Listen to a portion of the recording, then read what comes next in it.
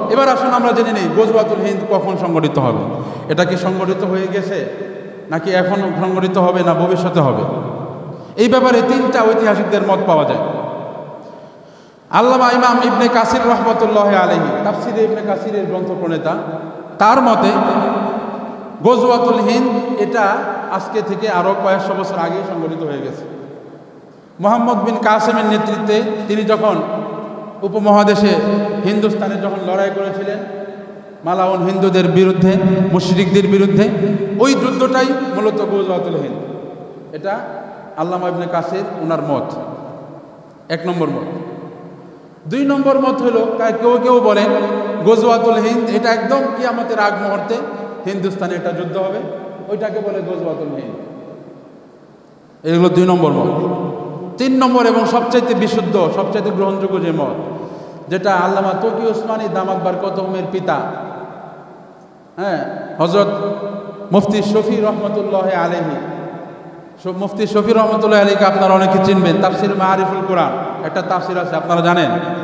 তাফসির মাআরিফুল কোরআন বাংলাদেশে এই খালেদা জিয়ার শাসনামলে, এই কোন পিরিয়ডে আমি জানি না, তখন আমি ছোট ছিলাম, শুনেছি সৌদি আরবের পক্ষ থেকে বাংলাদেশে যতগুলো মসজিদ আছে, যতগুলো জামে মসজিদ আছে, সৌদির বাদশার পক্ষ থেকে তাফসির মাআরিফুল কোরআন ততগুলো মসজিদে আমাদের বাংলাদেশের ওই খালেদা জিয়ার শাসনামলে ওনার তত্ত্বাবধানে প্রত্যেকটা মসজিদে মসজিদে একটা করে তাফসির মাআরিফুল কোরআন দেওয়া হয়েছে।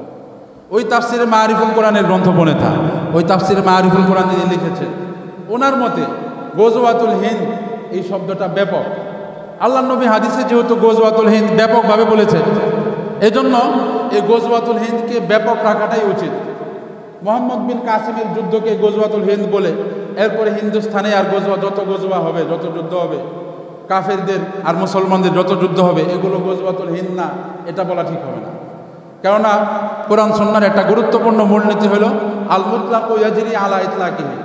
যেই শব্দটাকে হাদিসে আমভাবে ব্যবহার করা হয়েছে, বাস্তবিকভাবে ওটাকে আম রাখা, ব্যাপক রাখা, এটাই করণীয়। সুতরাং এই আল্লামা শফি রহমতুল্লাহ আলাইহি এর ভাষ্য অনুযায়ী কাশ্মীরে বর্তমানে মুসলমানরা তাদের আজাদির জন্য যে লড়াই করতেছে, যেহেতু এটা হিন্দুস্তানের যুদ্ধ, সুতরাং কাশ্মীরের মুসলমানরাও গজওয়াতুল হিন্দ অংশগ্রহণ করছে। সুবহানাল্লাহ বলবেন না? ভবিষ্যতে কখনো যদি বাংলাদেশের মুসলমানদের সাথে কোনো মুশরিকদের, কোনো কাফেরদের যুদ্ধ হয়, ওই যুদ্ধে যদি মুসলমানরা কাফেরদের বিরুদ্ধে লড়াই করে, মোকাবেলা করে, আল্লামা শফি রহমতুল্লাহ আলাইহির ব্যাখ্যা অনুযায়ী ওইটাও গজওয়াতুল হিন্দ হবে। ওই গজওয়াতুল হিন্দেও যারা অংশগ্রহণ করবে তারাও আল্লাহ তাআলার ওই মুক্তিপ্রাপ্ত জাহান্নাম থেকে মুক্তির সার্টিফিকেট নিয়ে তারা জান্নাতে যাবে। সুবহানাল্লাহ। এখন আসুন আপনাদের মনে যে প্রশ্নটা ঘুরপাক খাচ্ছে, ইন্ডিয়া আর পাকিস্তানের মধ্যে যে যুদ্ধ লাগার উপক্রম বা অলরেডি লেগে গেছে, লাউ লাগতে পারে, বন্ধ হয়ে যেতে পারে বা লাগতেও পারে, এই যুদ্ধটা এটা কি গজওয়াতুল হিন্দ ধরা হবে নাকি ধরা হবে না? জানার দরকার আছে না নাই? কথা কয় না তো।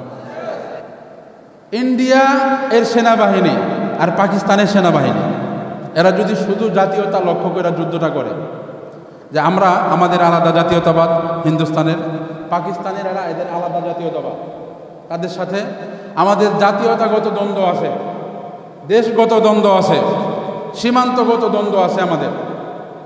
যদি জাতীয়তাগতভাবে তাদের ইন্ডিয়া আর পাকিস্তানের যুদ্ধ হয়, তাহলে এটা গজওয়াতুল হিন্দ ধরা হবে না। জাতীয়তার বাহিরে গিয়া তাদের মেন ফোকাস যদি থাকে তারা মুসলমান আর আমরা হিন্দু, সুতরাং মুসলমানদের বিরুদ্ধে আমরা লড়াই করতেছি।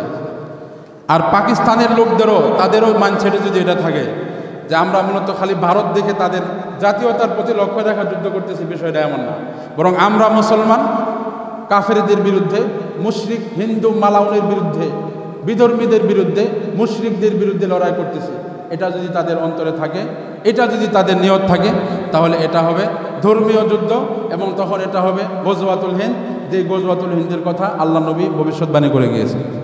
কথা ক্লিয়ার হয়েছে? কথা বুঝতে পেরেছেন? এটা এখন তাদের বিষয়। এটা কি তাদের সীমান্তগত কোনো মানচিত্রের শুধু লড়াই, নাকি মানচিত্রের ঊর্ধ্বে গিয়ে এটা হিন্দু মুসলিম, কাফের এবং কুফর এবং ইমানের মাঝখানে যে দ্বন্দ্ব, ওই দ্বন্দ্বকে লক্ষ্য করে এটা যাচাই করে ভবিষ্যতে অদূর ভবিষ্যতে যদি এই যুদ্ধ কন্টিনিউ হয় তাহলে বাংলাদেশে গ্র্যান্ড মুফতি যারা আছে তাদের পক্ষ থেকে ফতোয়া আসবে, পাকিস্তানের গ্র্যান্ড মুফতিদের থেকে ফতোয়া আসবে, হিন্দুস্তানের দারুল উলুম দেওবন্দ আছে তাদের থেকে ফতোয়া আসবে যে এখন এটা আর জাতীয়তাগত কোনো লড়াই না, এখন এই লড়াই হলো মুসলিম আর কাফিরদের লড়াই। সুতরাং এখানে যুদ্ধ জিহাদ করা ফরজ এবং এটা গজওয়াতুল হিন্দ, এটা তখন তারা ফায়সালা দিবে। এর আগ পর্যন্ত যেহেতু বিষয়টা অস্পষ্ট, এটা কি শুধুই সীমান্ত রাখার জন্য লড়াই নাকি ধর্মীয় লড়াই, এই বিষয়টা এখনও অস্পষ্ট, যেহেতু এর জন্য এটা বলা যাচ্ছে না। কথার ক্লিয়ার হয়েছে আমাদের?